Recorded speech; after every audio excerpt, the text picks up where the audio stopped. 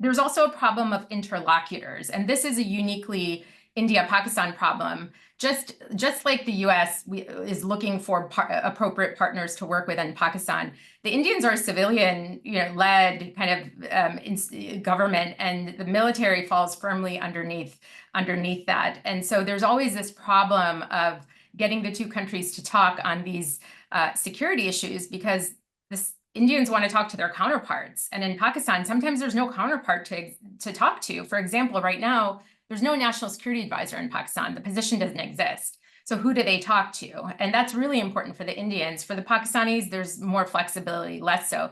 This is precisely why third-party interlocutors have to get involved, because of this disconnect between the two sides in levels. And then finally, I'll end with this problem of options, if you will.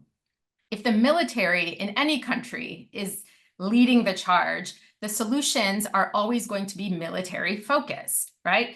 They're not going to be politically focused. And so there's this alignment that's missing, a fragmentation of authority that makes it unclear, like in Pakistan, who's speaking for what during these most critical moments. And it limits the diplomatic off-ramps that we have available to de-escalate conflict.